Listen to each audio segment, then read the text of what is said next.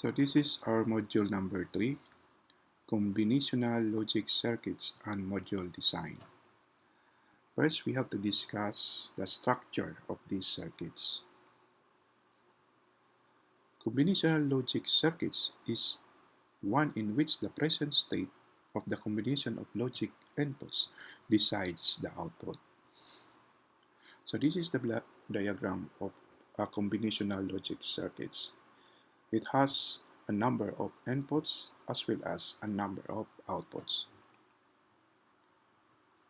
So combining of two or more logic gates to form a required function where the output at a given time depends only on the input. So the fundamental building block of a combinational logic circuits are logic gates with number of input variables as well as output variables.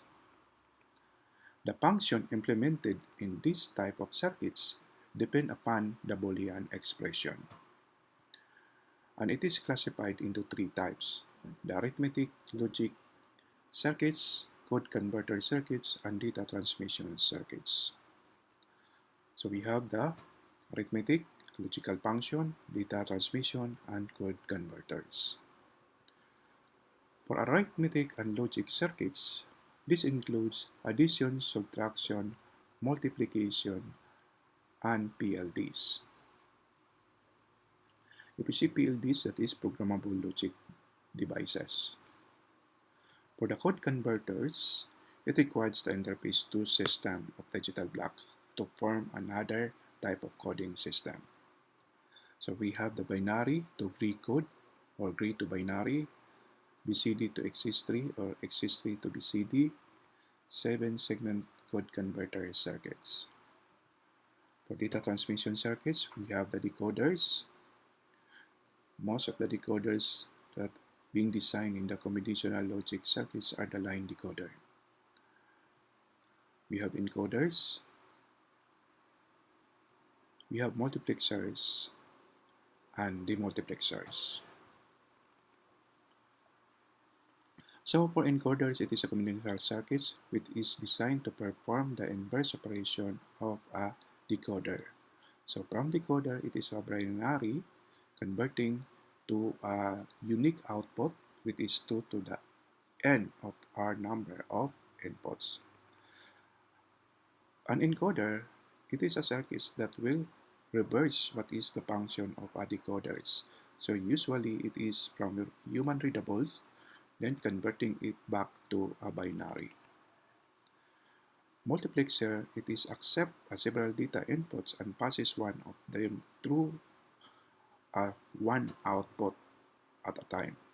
The multiplexer accepts a single input and distributes it to a multiple outputs. So this is the procedure how to design a combinational logic circuits.